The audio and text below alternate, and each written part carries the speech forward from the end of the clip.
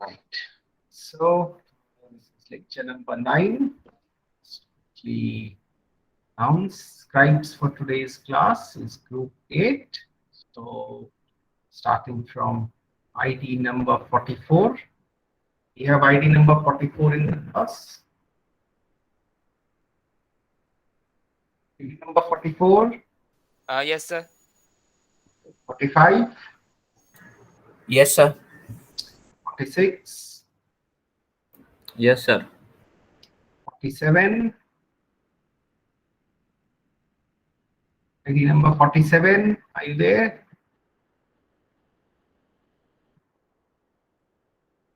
48, Yes, sir. 49.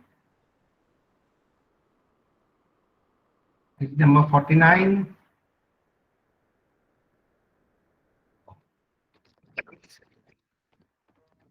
Yes, I got that.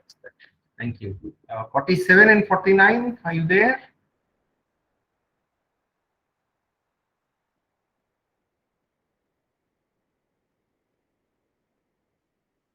Okay, fine. So let's continue with theory. I hope you're finding this interesting, both the classes and tutorial problems. So today we are going to begin a fresh topic. This is sort of where group theory actually begins, to be honest, with homomorphism. That is where you really start seeing the abstract nature of the subject.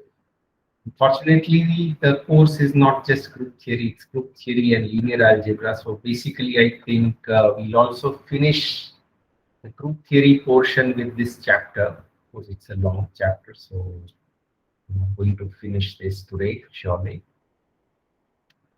So this is where things really get abstract and hopefully also interesting.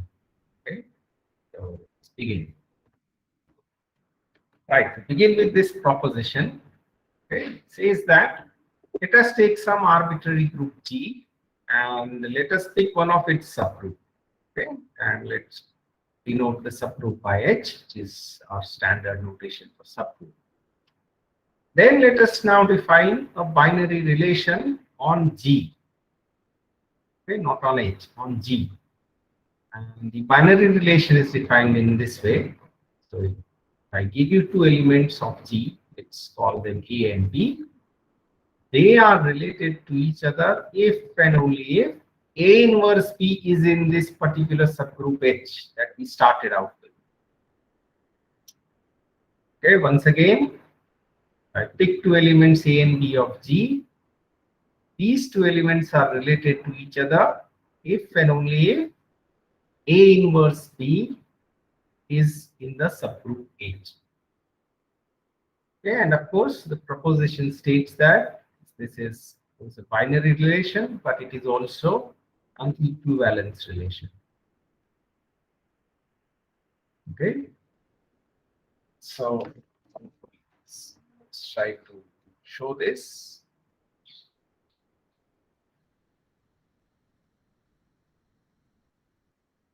Okay, I want you guys to help me out. Equivalence relation implies three things, right? First is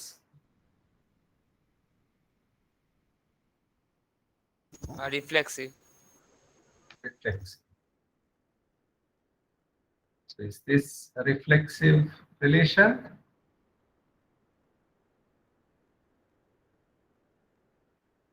Yes, because the identity element always belongs to H. Right. So A inverse A, E, and E always belongs to any subgroup H. Or A is related to itself for every element A. Or the relation is reflexive. Then symmetry.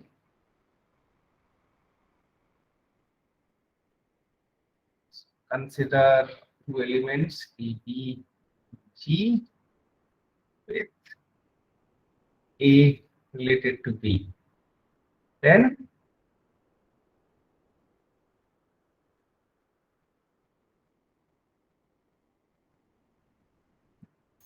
Sir, then A inverse B belongs to H. This implies that its inverse also belongs to H. That is, B inverse A also belongs to H.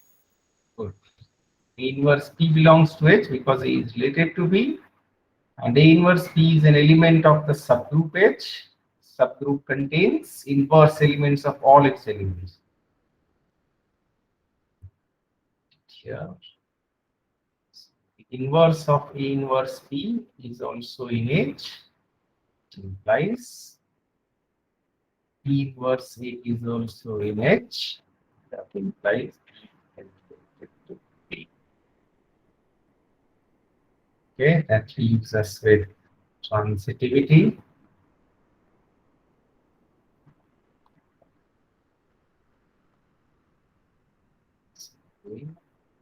Consider A, B, C, G. A is related to D and B is related to C.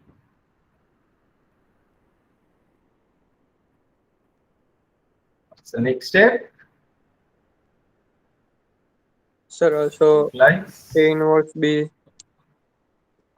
inverse P is in H and B inverse C is in H. inverse C is in H. Then, Since their product will also be in H, means right, their operation between. Closure property. right, using closure property of H, inverse P and inverse C also in H. Implies A inverse C is in. This implies A is related to C. Yeah, I hope everyone has followed this proof. It's complicated. Let's move on. The question is, yes, it's an equivalence relation. That's fine. What are the equivalence classes of this equivalence relation?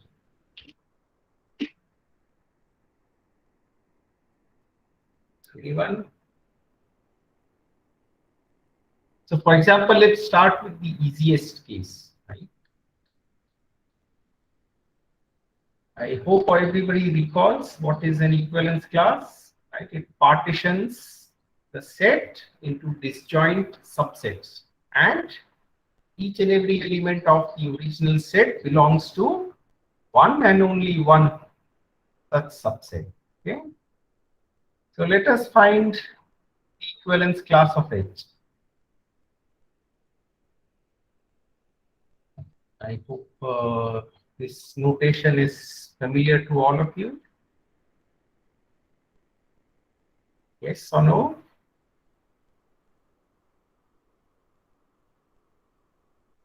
This notation familiar to all of you? This denotes the equivalence class of E.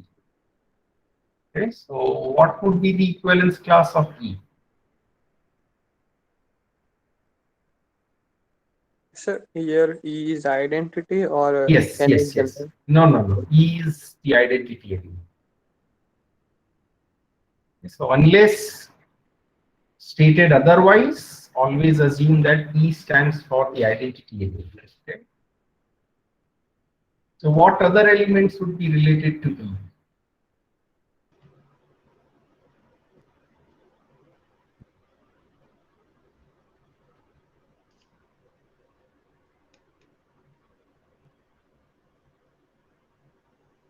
Okay, let us work this out. So I want to find X in the group G such that E is related to X, right? That E is related to X, that implies E inverse X, which is nothing but X, is in H. It will be H. It will be H. H. Okay, so equivalence class of the identity element will be the subgroup H that we are considering. Okay. Okay, similarly, let A be some arbitrary element in the group G. What is the equivalence class of A? And you can for now assume that A is not in H, right? If A is in H, then we already know what its equivalence class will be. Consider an element which is not in H, but is in G. Then what is its equivalence class?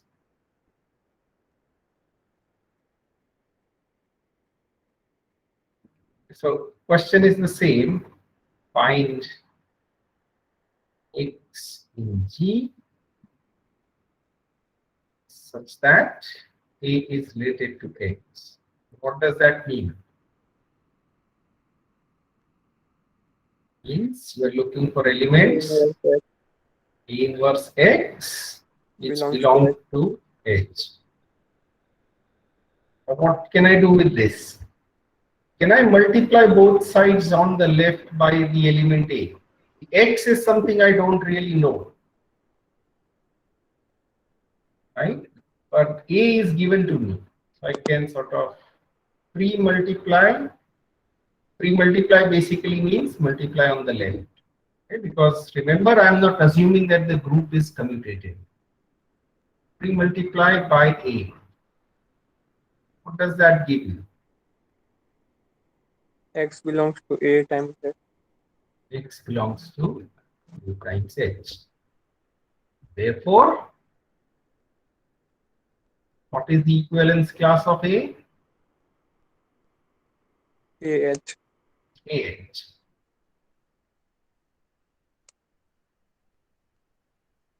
Do you see why this is the case? What, sir? Is this clear? Why should the equivalence class of A be this subset, A times H? Yes, sir. The rest, we can prove this. Yes, See, sir. let X belongs to AH. Then, what can you say about A inverse X? Belongs to H. Exactly. And therefore, A is related to X. Right? When we say X is in AH, that means X is equal to some A times H, where H is an element of the subgroup H. Okay, so therefore A inverse X is sort of writing it clearly is H, and H is an element of H. Okay, I hope that makes it clear. Sir, Yes. sir, first we have found equivalent class of identity element. Right. After that, let's say we have found equivalent class of A1, which Okay. is not belongs to H. And Okay. after that, if we want to find another equivalent class, then we have to consider element which is not in H as well as not in AH, right? Right. Yes.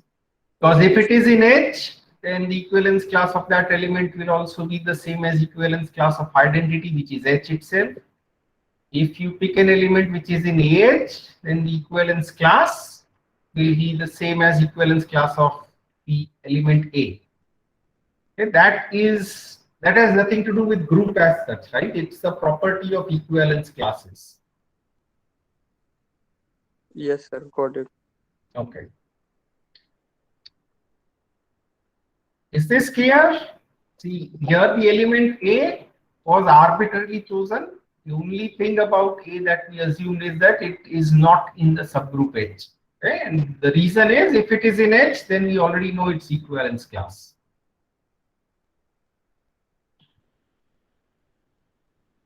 Okay, quick question. Is AH a subgroup of G?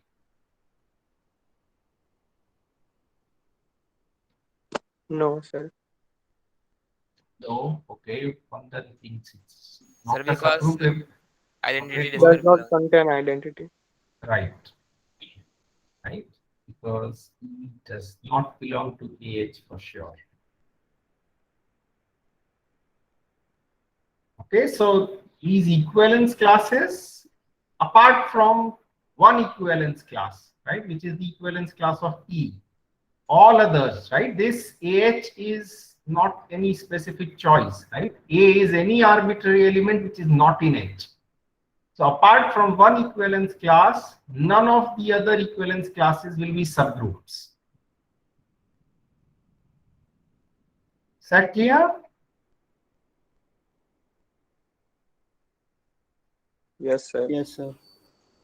And sir, here AH is not a subgroup only because A is not belonging to H, right, sir? In the sense, so it doesn't satisfy all these the properties of subgroup, right? No, sir. If A belonged to H, then this will be a subgroup, right, sir? So then in that case, the equivalence class of A will be the same as equivalence class of E, which is H. H is given to be a subgroup. Yes, sir. Yes. So only E equal to H is a subgroup of G.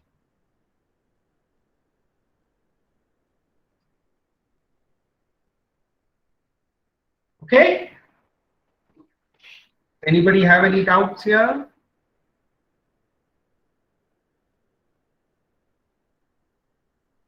Okay, fine. So these are not subgroups, but you are going to encounter them very frequently, and so they deserve a name. Okay, name given to them is, so this is the set we started out with. Okay, equivalence class of A. Okay, this is what is called a left coset of H in G.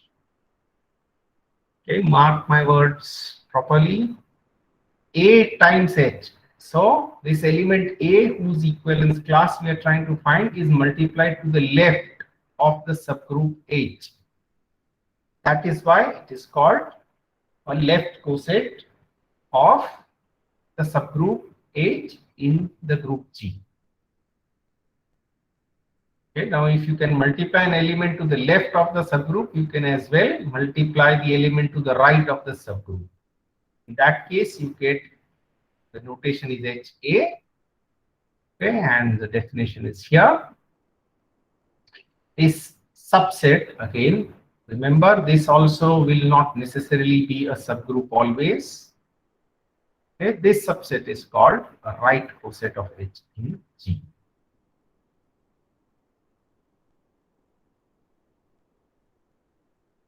Right, is it clear? Now, of course, the source of the left coset was this particular binary relation. Can you think of an equivalence relation?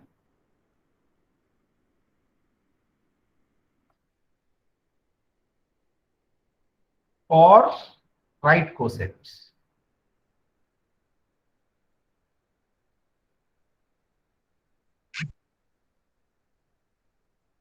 Okay, maybe I request Vandan to not answer this question.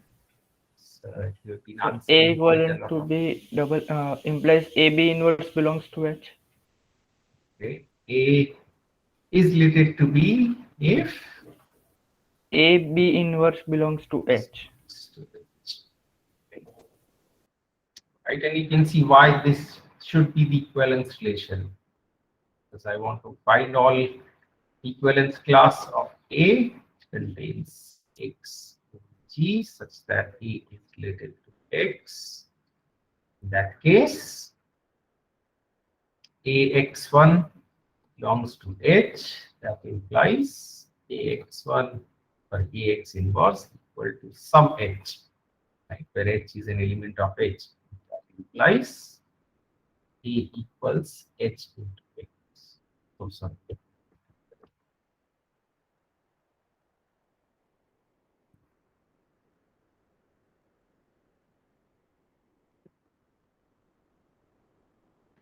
So it's HX, this implies H inverse A is equal to this. H inverse is again an element of the sum. Okay, so the equivalence class of A, H, B.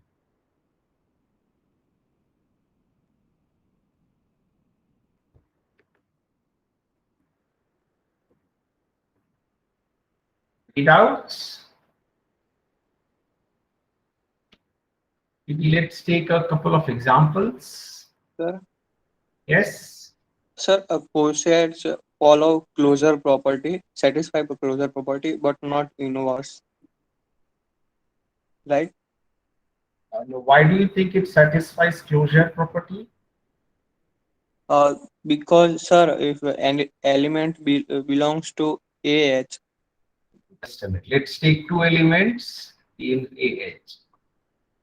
What does that mean? So X will be some AH1 and Y will be AH2, AH2. So what is X into Y? AH1, AH2. AH1, AH2. Then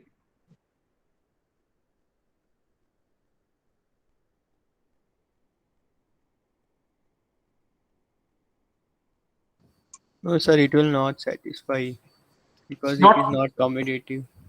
right. So okay, so both of you are incorrect a little bit.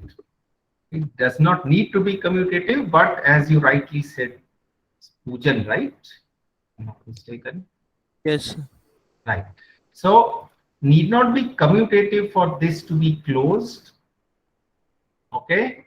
And Vandan, you can, I hope, see why this is not closed always. Right? You cannot just sort of switch this directly. Right? If so, something I would have done in the next class. If H1A is equal to AH3 for some H3 in H, then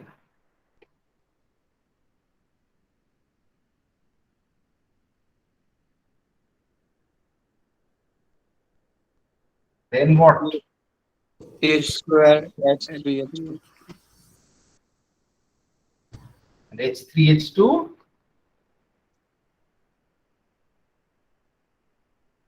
some H, right? Yes, it will belongs to.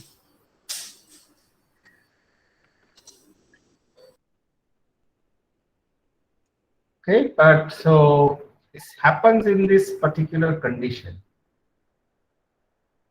So we see what kind of subgroups satisfy this property. This is of huge importance. But for now, But sir, still we haven't got A Yes. times H. It is right. A square. Yes, yes, I agree. Yes. So we are going to look at this kind of subgroup. This is going to be helpful later on. Okay, we show that these subsets are going to be closed if certain conditions are satisfied. But for now, I hope you can see that this is not closed.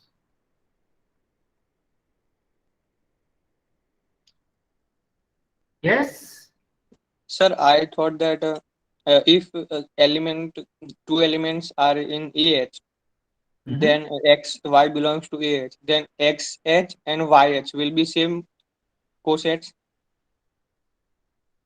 Once again, so maybe If X and Y belongs to AH, so XH and YH will be same cosets or not?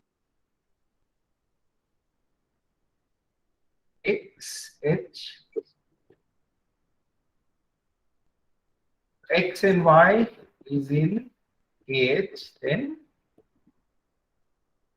XH and YH will be same cosets or not? in fact, this will be the case, right? See, remember what is the source of this cosets?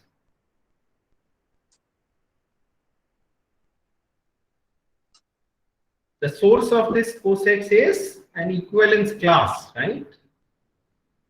Yes, sir. So once you say that these two elements are in the same equivalence class, then the equivalence class of X, the equivalence class of Y, and the equivalence class of A have to be the same, isn't it? You cannot have one element belonging to two different equivalence classes. So, sir, XH, YH, and AH will be equal, right? Yes, yes, they will So, be. so it doesn't mean that H is closed under this operation. Means if we multiply, if we do operation of any element in H to all elements in H, we will get elements in H. So, Yes, yes, because it's a subgroup. But AH, XH, YH are not necessarily subgroups, right? yes, sir. Okay, so therefore there is no automatic closure property that it inherits. Okay, sir. Got it. Okay, the main thing is, I mean, as we just saw, I fortunately we raised it. AH1 into AH2, you cannot write it directly as AH. May not belong to, clearly, may not belong to AH. That's all I'm saying.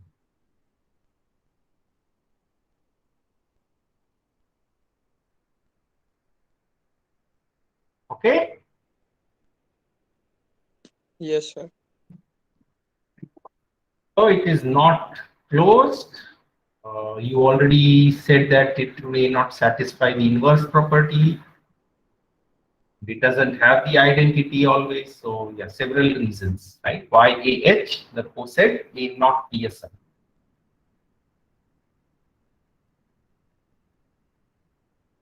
Okay, let's take some examples. I mean, give me your favorite small group to work with, and let's work out the cosets.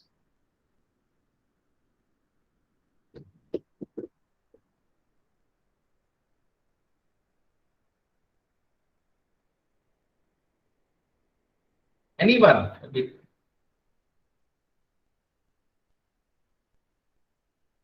Give me a group, give me a subgroup. Zn as a group.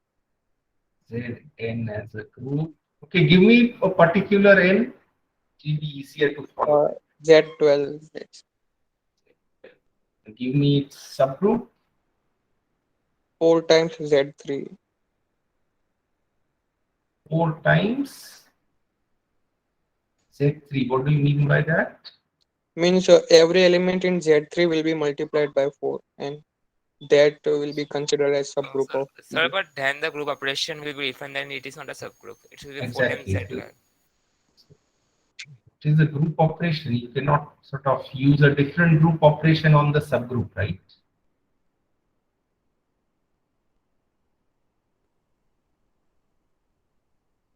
So any other subgroup? I mean, Z12 is a cyclic group, so we already know what are its subgroups, right? Yes, it is, sir, K times Z12. Or K Okay, belongs to. so give me a particular value of K. Sir, 5 Z12. Fine. So what are the elements? 0, 10, 5, So 10. it will be Z12 itself because 5 is generated. Exactly. Good. So give me something, a proper subgroup. Okay, 4 maybe let's times work it Z12. out. Okay, just so this will be Z12. So what are the cosets? No one. So No one कैसे हो सकता है? There will be one coset, right? H itself. H is always a coset, isn't it?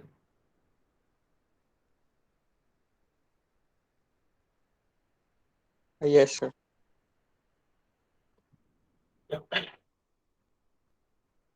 Okay. Okay. Give me another example. 4 times Z12. Okay. Same group, which is 4 times Z12. So what are the elements? 0, 4, 8. Okay. What are its cosets?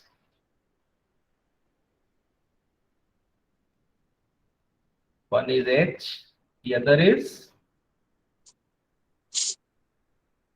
H plus 1. 1. Remember, we are working out left cosets. Of course, in this case, since the group is abelian, left cosets and right cosets will be the same. Okay, but right, 1 plus 4z12. This would be 1, 5, 9. Then 2 plus 4z12. 2, 10. 10, 3 plus 4z12, 3, 7, 11. Anything else? No, sir. Yeah, right, because 4 plus 4z12 is nothing but H itself.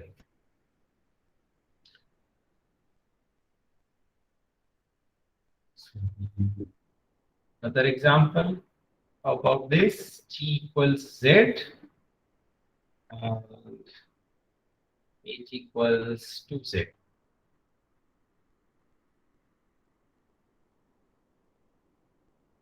What are its cosets? H and 2z plus 1. Z plus 1 or 1 plus 2Z. Okay, it contains what? This is nothing but Odd integer. Odd odd integer. integers. Right.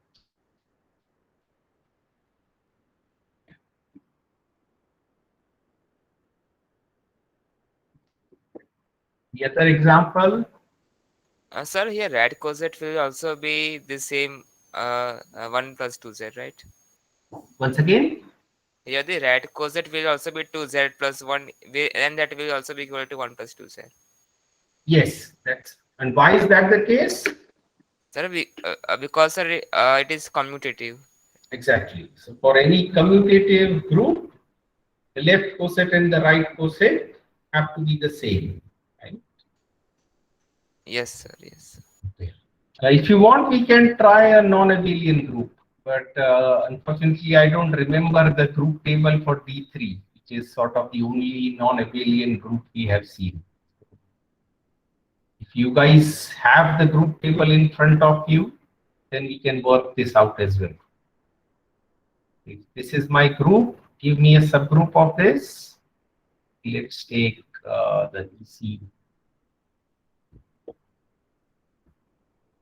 R120 and R240.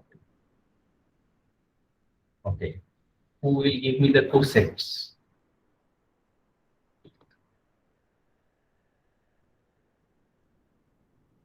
What is H? So then FA dot H. What would that be equal to? One element is FA. Other two elements will be FB and FC. Why?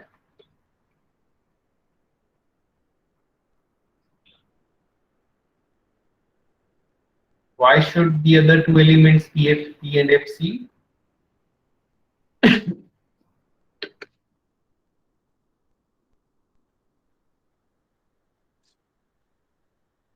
They are only choice. Sir, in place of R120, it should be FC, and next will be FB.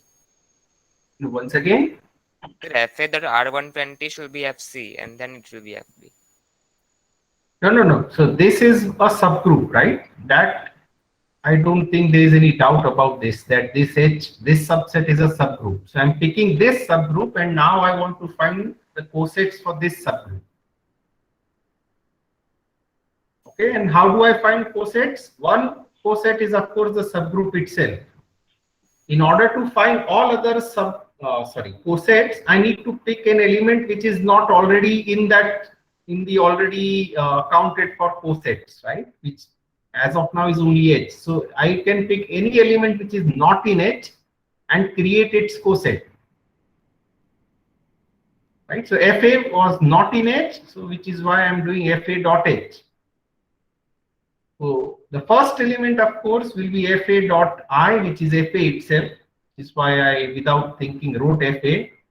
What about the other two elements? Would they be FB, FC? Can somebody check that? So what is FA times R20? Sorry, It is FCFB. it is FC. It is FC and then it is FB. Okay, so since it's just a set, the order doesn't matter, right? Yes, sir. Okay, so this is fine. Yes, sir. Any other cosets? No, sir. All other cosets will be the same. Right, because there are only 6 elements in the group and both cosets have 3 elements each. So there is nothing else which is not accounted for. Okay. I don't know, maybe one more example. Unless you're exhausted. G, let's say this one. Take this example also. One, Permutation. okay, maybe permutation, but you recall the group table, we haven't worked it out. This may be a little challenging. So give me a subgroup of S3.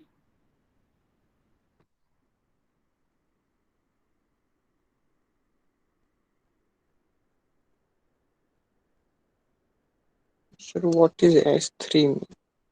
S3. Shit. What is S3? It's the symmetry group of order 3, right? So Yes, we sir. are working with permutations of 3 objects. Okay. So let's try this. 1, 2, 3.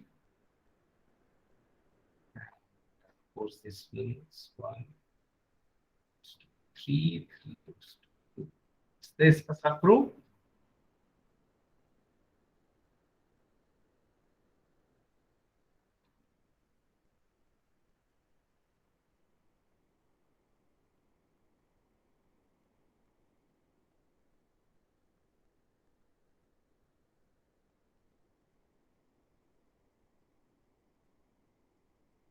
This is like Yes, E, yes, sir. A, Yes, sir. A squared, Yeah. right? And it is A inverse also. Right. 132 is A inverse. Right. Okay. So sets. One is H. Which other element is there in S3 which is not in H? Transpositions, right? None of the transpositions have been taken into account here. Give me a simple transposition. 1, 2. 1, 2. So what is 1, 2 dot H? 1, 2, then 1, 2 into 1, 2, 3. What would that be?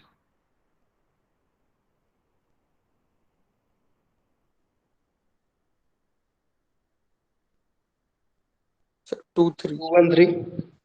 Yes, sir. 213. 2, 1, 3. No, sir. 2, 3 only. Which is correct.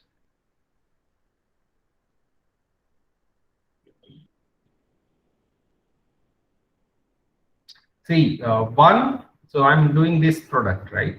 1, 2, 1, 2, 3. Let us find out where does 1 go. Okay, so the first permutation takes 1 to 2. Second permutation takes 2 to 1. So 1 is fixed. Okay, how about the element 2? 2 goes to 3, 3 remains as it is. So therefore 2 will go to 3. The result. 3 goes to 1, 1 goes to 2, 3 goes to 2. So therefore it is 2, 3. Okay? In case you are still not comfortable taking products of cycles, it's just about practicing this. Nothing And sir, much there. also 213 is the last element in H. 2 213 is last element in H. in H. Acha. Okay, Yeah. AQ. Oh, is there? 213, I missed out.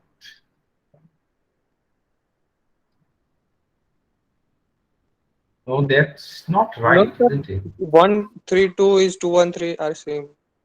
I mean, Okay, yeah, so we need not list it separately.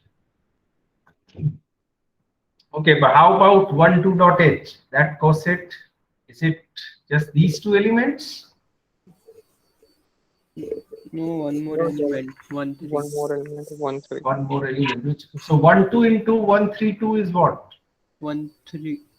1 3. 13. Anything else? It cannot be anything else because S3 contains how many elements?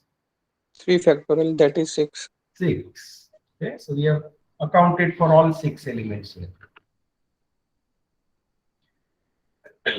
We can sort of go on and on with several examples. Do you see one observation here? So 4th and 5th examples are looks similar. Sorry? 4th and 5th examples look similar. That's okay. What else? What do you see as far as elements in different cosets is concerned?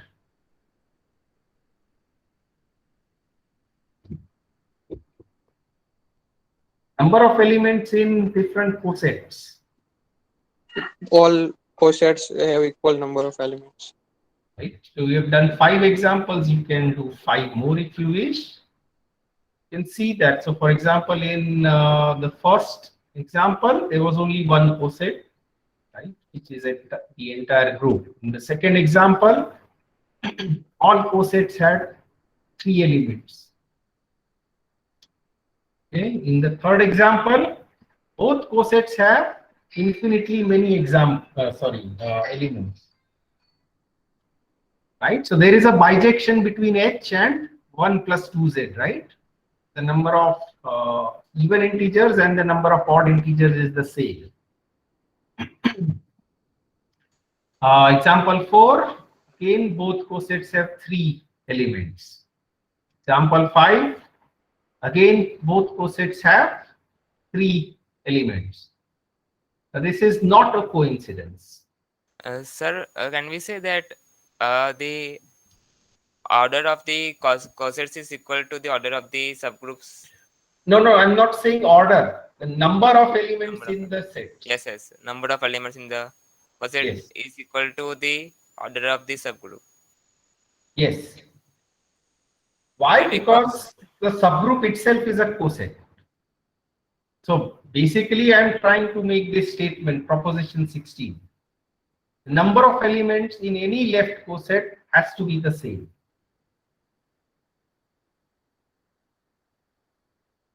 Please remember, do not use the term order of a coset.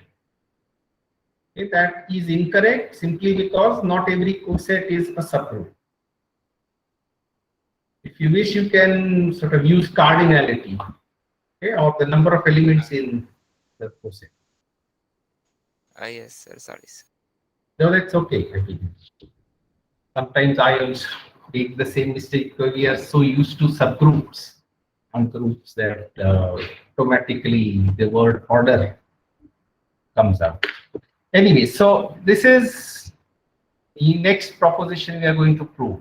The number of elements in any left or right coset has to be the same. That can be any number. Okay, so we have seen an example where the number of elements in a coset is infinite, okay, or finite. Both cases we have seen. Okay, but the number of elements in each coset of that particular example has to be the same. Why should that be the same?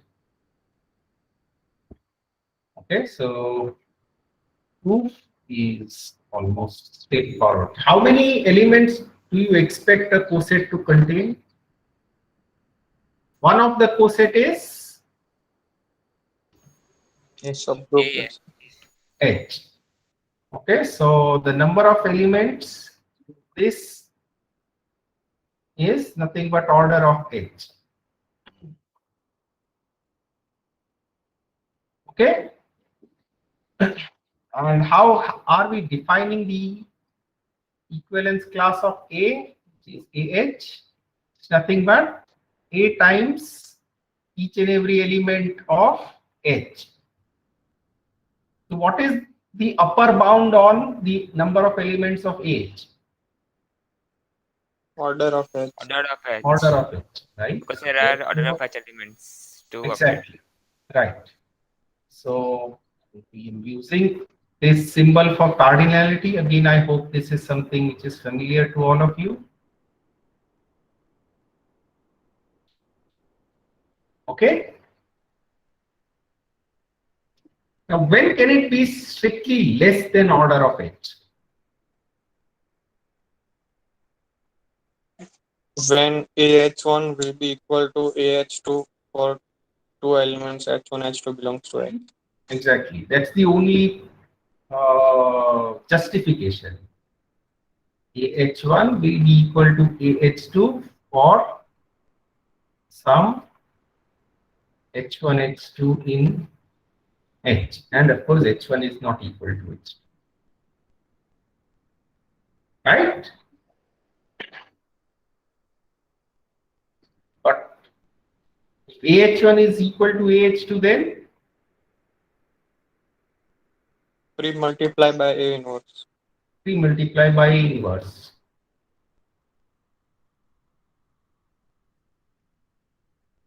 So,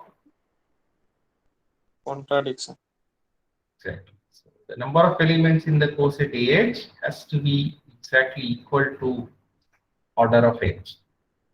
And this is, I did not choose A specifically, was this. A was an arbitrary choice, so therefore it is true for all cosets.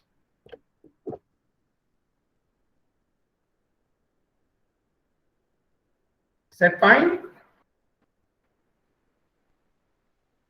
Yes, sir. Yes, sir. And what we did was, for left cosets, the proof for right cosets is very similar. Okay, so I'm not going to write that out. Remember, the subgroup H is left as well as right coset. Okay, so now I hope you can see how the proof will work out for right cosets. Any doubts with this? Okay. Then that brings us to one of the very important results in group theory. It's the Lagrange's theorem. Now I hope you can see why this statement should be true. Of course, read the statement first. If G is a finite group and H is a subgroup of G, then the order of that subgroup must divide the order of the group.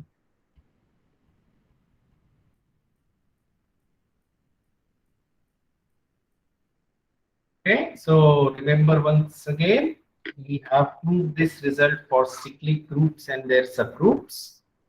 Okay, any cyclic subgroup must have an order that divides the order of the larger group. Okay, but that was only for cyclic groups and subgroups. Okay, this is a more general result, does not assume anything about whether the group is cyclic or not. The only thing it assumes is that the group is finite. Okay, because only then we can make sense of something divides something else. Okay, so if G is a finite group and you have a subgroup of it, the order of the subgroup must divide the order of the group.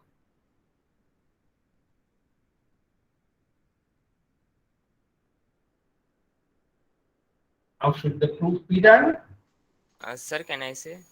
Yes, go ahead, Karan. Sir, let C1, C2 be two cosets. Sir, C1, C2 up to C, J be the cosets of H.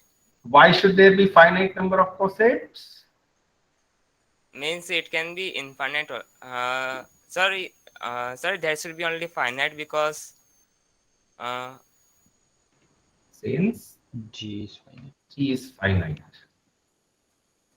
yes, sir. There, right. G is There finite. can be only finite cosets of H. number of Cosets. cosets. G. Let them be. Let then C1, C2 up to Ck be cosets of H. And then Let me write they are, it properly. C1H to CKH, where C1 to CK are elements of the group G. Okay, right? Is that fine? yes, sir. Then as the cosets are the partitions, the group G, their order should add to G, and the order of each coset is order of H. So Good. K times order of H is G. So order of H divides order of G. Good. K number of elements. Yes, nothing but Sir, three elements. Yes. sir, there you wrote summation I equals to 1 to k, but here you did not include the order of h. So one of them would be H. So since I have written that these are the only cosets, Okay, I sir. write that. Let them be denoted. So these are the distinct cosets, right? So one of them would be H. Okay, sir. Yes. K times order of H, or order of H divides order of.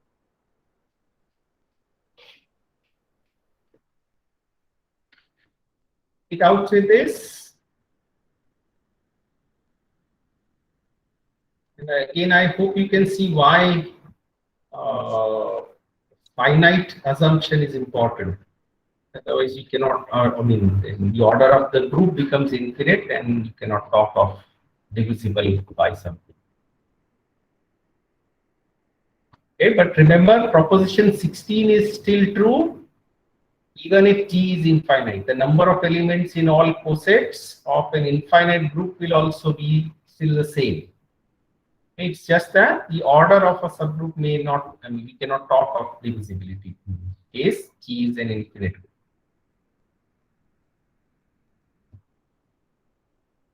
Out with this. Okay. So let me introduce a new terminology here. We have talked about different cosets, right?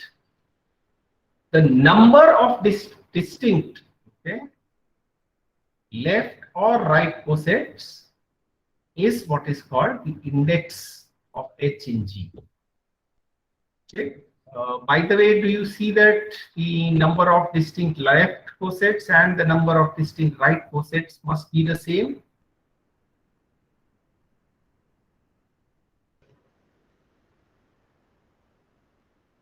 Okay. It is already assumed in this definition, number of left cosets of H must be equal to the number of right cosets.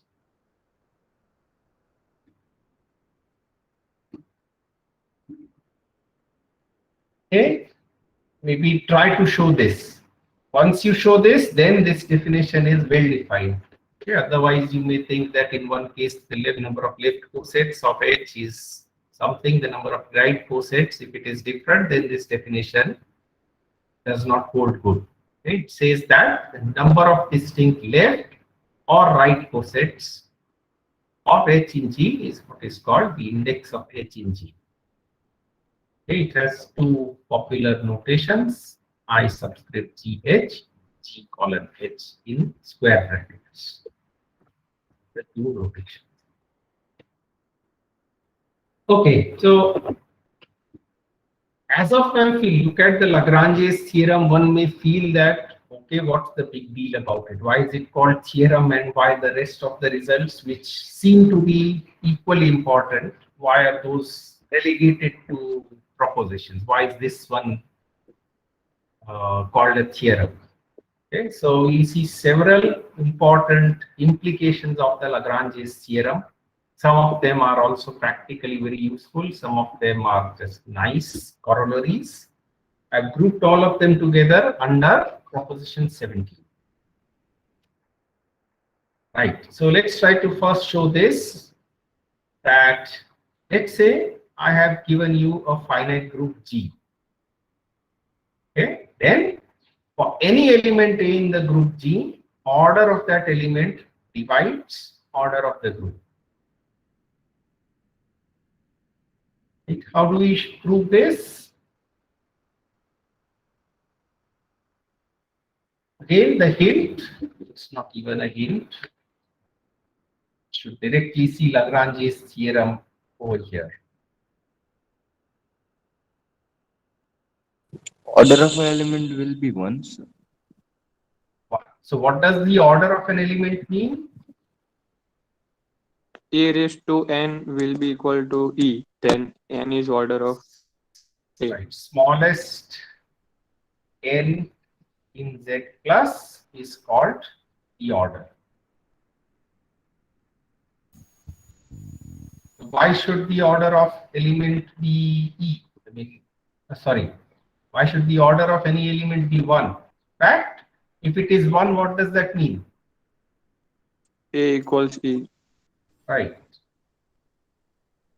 Okay, but remember this statement is for any element, not just for the identity. Sir, here's order of cyclic group of A will be equal to order of A, and cyclic group of A is subgroup of Exactly. of G. Therefore, it will Order of A is order of the cyclic group generated by A in G, and that is a subgroup. Therefore, using Lagrange's theorem, order of A divides order of done. Okay, you cannot have any element with an order which does not divide the order of the group G. Okay, that is what S means. Here, let's look at the other implication, and which is sort of a trivial implication of Lagrange's theorem and the first part of this proposition. For any element A in the group G, again we are talking of finite groups. A raised to the power the order of group G will be the identity. I hope you can see why this should be the case. Yes, sir. It is multiple of n. Exactly. From one order of group is some k times order of A. For A to the power order of G is A to the power A to order of A is A to the power order of K A, that is just E raised to K.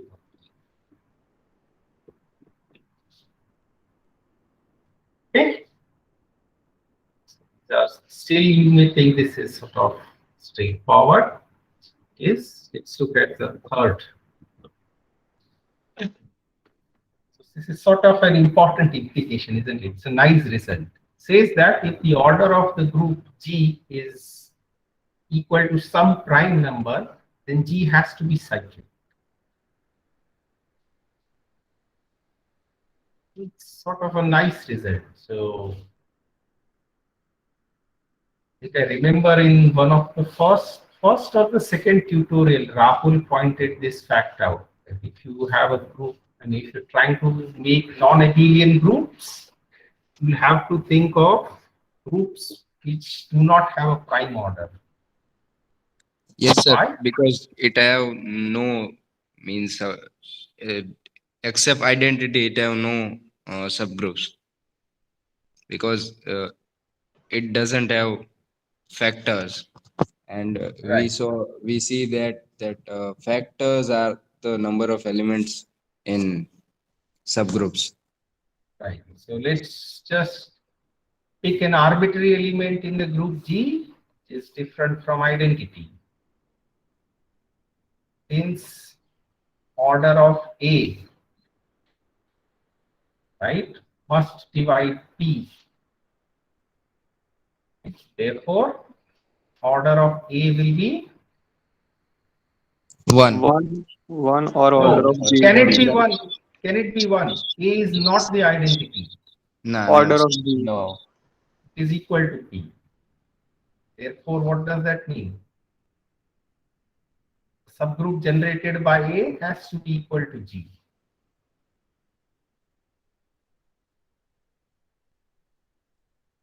Right? Yes, sir. Right. So in fact, what this says is if the order of the group G is prime, right, then all elements except the identity are the generators. Right? I just chose any element A which is not identity. The remaining part of the proof is true for any such element A. Right? And you can see that the subgroup that generates A has to be the entire group G. So therefore, any non-identity element is a generator of such a group.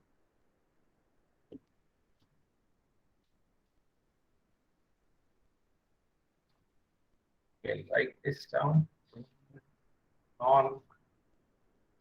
Non-identity element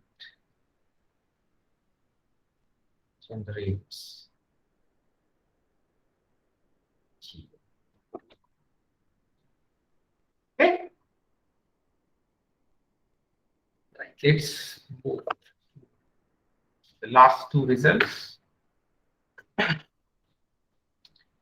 Again, these are theorems, but if you probably what has happened is these were proved by Euler and Fermat much before group theory matured. Okay, so they were theorems by themselves. Their original proofs may not have used group theory, surely. But once you have group theory, you can see that these are just simple implications of Lagrange's theorem. Okay, let's look at the fourth statement, the Euler's theorem. So let A and N be two integers in Z such that they are co-prime. Okay, then A raised to phi n is equal to 1 modulo n. I'm not sure if I or somebody else has introduced this notation. Phi of n, are you familiar with this notation? No, sir. No. These are the number of integers less than n that are co-prime with n. And n, of course, I'm assuming is positive here. Okay, so for example, it's phi of 5. What would that be?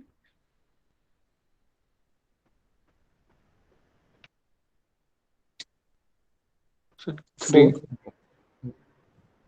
1, Three. 2, 3, 4. 1, 2, 3, Right? 4. So 4. And by the way, by convention, phi of 1 is 1. Okay. Phi of 7, 6. 6. So in other words, if Phi P is of prime, any prime is the minus 1.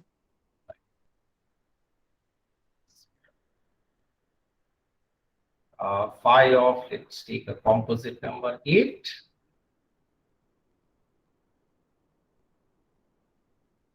One, 3, 5, 7, 4. Phi of, well, last one.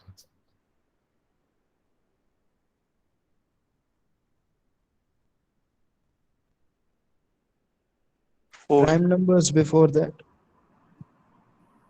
So not necessarily prime numbers, you have to figure out numbers that are co-prime to this. Okay. This will be So 4. 4. Sir, here this phi function also denotes number of generators of group Z and means Zn, yes. Yes. That's again because we have already shown right? That any number whose GCD is equal to, with n is equal to 1 will generate that. Okay, so the definition is the same, right? Co-prime means what? The GCD has to be 1. Yes, sir. Okay? And this phi function is called the Euler's phi function.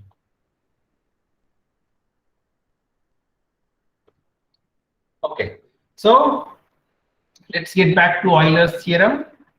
A and n are two integers which are co-prime. Then a raised to phi n is basically 1 modulo n. So if I divide a raised to phi n by n, I will always get a remainder of 1. How do you prove Sir, this? sir, Sir, here here phi function has also means formula for evaluating phi function for any prime or in composite number. No, I don't think there's a closed form formula. I mean, for prime, Yes, of course, phi p is p minus 1. But for a the composite number, I'm not composite for composite as well, there is a formula. It there is may like be no, there may be an upper bound or a lower bound, but I don't expect there to be a formula as such. If it is, I mean, please let me know. I would be happy to read it. I have read this formats theorem or this Ares no, Euler's theorem, and there it has given that formula. Okay, please pass it on to me. I would be happy to read it. Okay, sir. So as I am once again emphasizing, please don't think of me as an expert in this course. I am learning this subject along with you guys. Okay. So yeah, if you can help me learn something new, I'd be more than happy. Okay. Getting back to the statement of this, how do we show this? sir, I am having a doubt in here. Sir, here a raised to phi n denotes the multiplication of a with itself phi n times, or it is addition of a with itself phi of n times. A raised to. So these are integers to the power. So multiplication is that. Means integer multiplication, right, sir? Yes. So a times a times a times a phi n times. Okay, sir.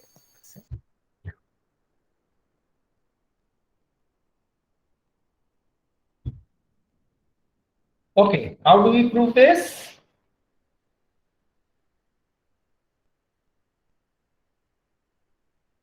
So let's consider a is less than n for now.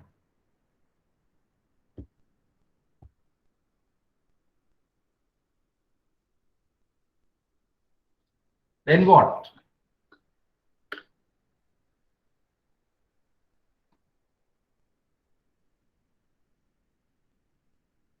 You can think of this case, right? Zn or un, in fact.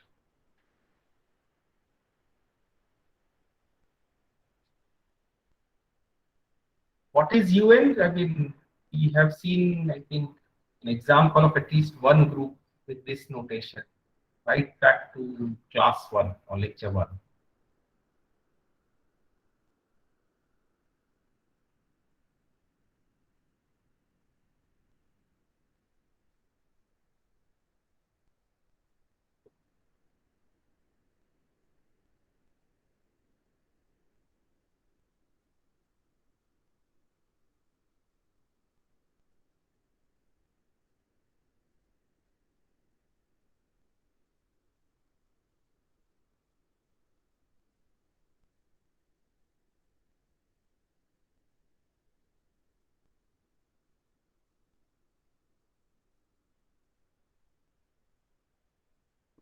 Yes, we had seen this example. I think it was U12 or U10, something like that.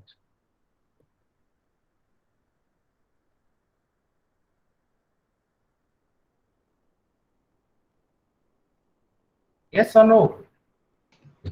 Yes, sir. Yeah, same. What would U10 be? 1, 3, 7, 9. 7, 9. Under multiplication modulo 10.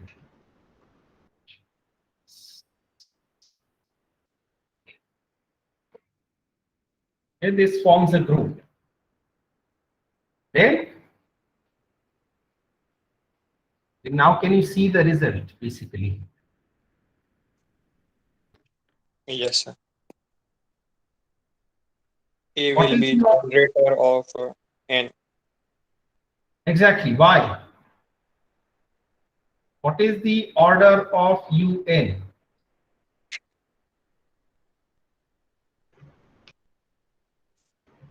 Pi of n. Phi n.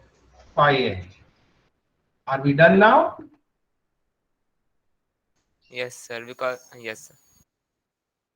Since any A in UN, CD A with n is equal to 1, A to the power phi n is by definition equal to the identity. Identity in UN is 1.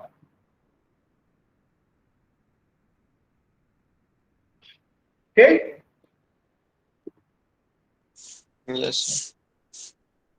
Similarly, of the fifth one, the Fermat's leaking theorem.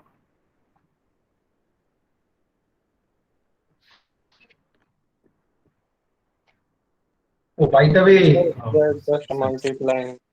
We are just assuming phi n n is prime and multiplying both side by a. yes, so just a minute, I forgot this thing. Remember, what we had done is for a less than n. How about a greater than n? I completely forgot. If a is greater than n, then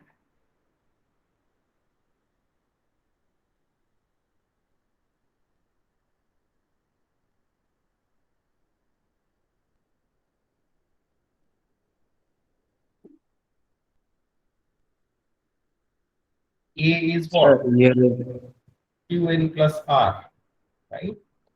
A raised to 5n will be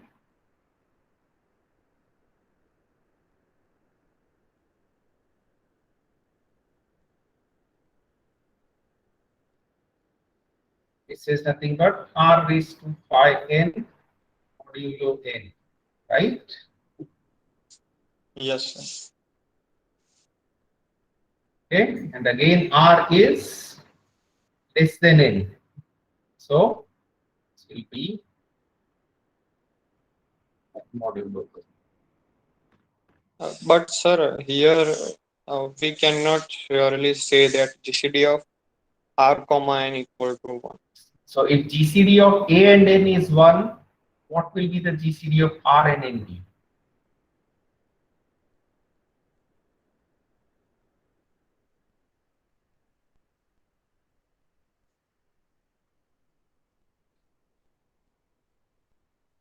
Will be any different? No, They will sir. be same. It will say. Okay. Okay, so yeah, that completes the Euler's theorem. Just want to finish the fifth one quickly.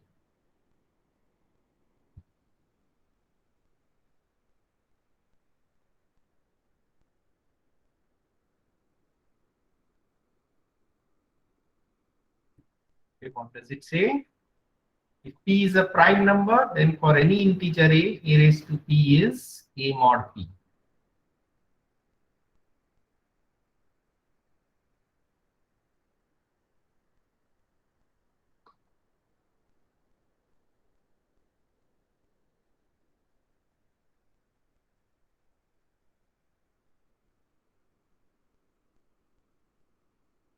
How do we prove this? a of a will be p minus 1, and A raised to for p prime minus 1 is 1 mod p, right? 1 mod n. And according to means Euler theorem, Yes, for this is prime from numbers. Euler's theorem, right?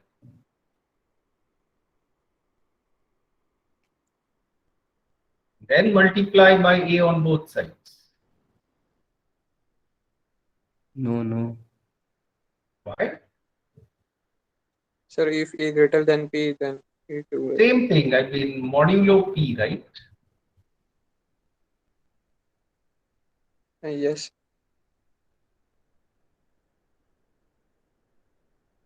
So, sir, A mod P is not. So we are not saying in theorem that A should be 0 to P. A No, can be greater than P. any Okay. integer can be negative also. Okay, sir. Okay, if you can consider two cases if you wish, A is less than P, A is greater than P, as we did with Euler's theorem, and the same justification will work out there as well. But sir, one condition is not means we haven't checked that GCD of A comma P is 1. P is prime, so if A less than P, then we can surely say that GCD of A comma Yeah, P okay. 1. What But if, I mean, under what condition? So what is the other condition? I mean, if GCD of A and P is not 1, what else can it be? A should be equal to K times P. Right. So in that case, A will be 0 mod P, isn't it? Yes, 0 mod. So that is still satisfied. Yes, sir. Okay, so maybe write the proofs down for these two results in details to your own satisfaction before next Monday, and then we can discuss them if you have issues. So yeah, we will stop here. I wanted to do a couple of questions on this so that you see the importance of these two results, but that we'll do it in the beginning of the next class. Okay. So once again, yes, go ahead. Sir, that formula for phi function that is means if we can write any number as powers of prime numbers, right? So that we can always do, right? That's the prime Yes, sir. factorization theorem. So phi of that number will be equal to that number times 1 minus 1 by P1 times 1 minus 1 by P2, where P1, P2 all are primes. No, No that matter is what fine. It's power is. just that there is no closed form solution. So I cannot sort of say phi of, let's say 120 without figuring out the factorization. Can you give me a closed form solution for this? Yes, sir. That's why there is this formula. No. So you can first decompose this into its prime factors. Once you have those prime factors, you can directly write that. That I agree.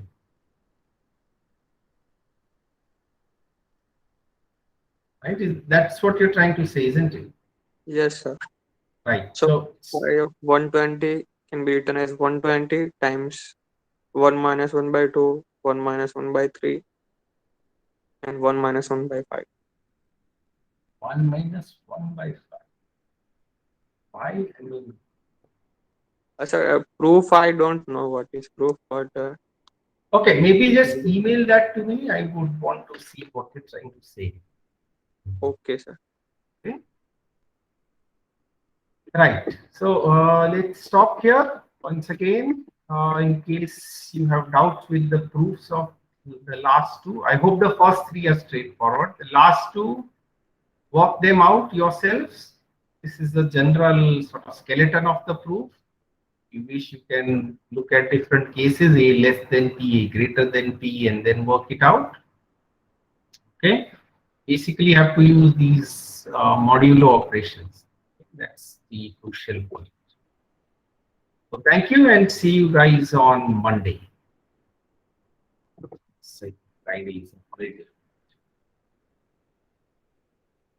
Bye-bye.